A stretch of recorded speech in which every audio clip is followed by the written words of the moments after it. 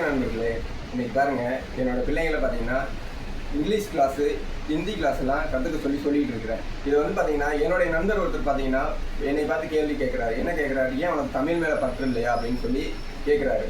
நான் வந்து என்ன சொல்கிறேன்னா, தமிழ் மேலே பற்று இல்லை அப்படின்லாம் நான் வந்து அவர்கிட்ட சொல்லவே கிடையாது. என்னன்னு கேட்டிங்கன்னா, வந்தாரை வாழ வைக்கும் தமிழ்நாடுன்னு வந்து நம்ம எல்லாருமே சொல்கிறோம். ஆனால் தமிழன் என்னைக்கு வாழ போகிறாங்கிறது வந்து யாருக்குமே தெரியறது இல்லைங்க. அதனால தான் என் பிள்ளைங்களை வந்து ஹிந்தி, இங்கிலீஷ்லாம் கற்றுக்க சொல்கிறேன். இது என்னன்னு கேட்டிங்கன்னா, தமிழ் வந்து என்றைக்குமே அழியாது. தமிழ்லாம் என்றைக்குமே ஒரு கெத்து தான், அது வந்து அழியவே அழியாது.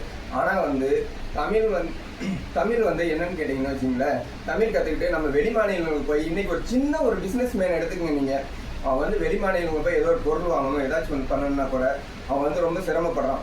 இது மாதிரி தான் நம்ம இளைஞர்களும் பார்த்தீங்கன்னா வெளிநாட்டுக்கு போயிட்டு ஏதோ ஒரு வேலை வாய்ப்பு ஏதாச்சும் ஒன்று கிடைக்குதுன்னா அவங்களுக்கு ஹிந்தி இங்கிலீஷ் தெரியாமல் ரொம்ப கஷ்டப்படுறாங்க. இதனால பார்த்தீங்கன்னா கண்டிப்பாக ஹிந்தி இங்கிலீஷ் கற்றுக்கிறதுனால ஒன்றும் எதுவுமே தப்பாகிட போகிறதில்ல. தமிழனுக்கும் பார்த்தீங்கன்னா எப்பவுமே ஒரு கெத்து இருக்கும். அது என்னன்னு கேட்டிங்கன்னா, அது வந்து என்றைக்குமே அழியாது. ஆனால் வந்து நம்ம ஒவ்வொரு மொழியும் கற்றுக்கிறது வந்து நம்மளோட உரிமையாகவும் கடமையாகும். ஏன்னு கேட்டிங்கன்னா, வந்தாரை வாழ வைக்கும் தமிழ்நாடு நம்ம வந்து வார்த்தையில் சொல்லிடுறோம். அவங்களும் வந்து வாழ்ந்துட்டு போயிடறாங்க. வெளி மாநிலம் வந்து இங்கே எவ்வளோ பெரிய பிஸ்னஸ் பண்ணுறாங்க. டீ கடை வைக்கிறாங்க, பேக்கரி வைக்கிறாங்க, சின்ன சின்ன விஷயங்களில் வந்து பானிபுரி விற்கிறதுலேருந்து அவன் நல்லா சம்பாதிக்கிறான். ஆனால் தமிழ்நாயகியை நம்ம வந்து பார்த்தீங்கன்னா இன்னும் கொஞ்ச நாள் இப்படியே போயிருந்தா தமிழ்நாயகியை நம்ம காணாமலே போயிடும். அதனால பார்த்தீங்கன்னா நம்மளே எல்லா மொழியும் கற்றுக்கணும்.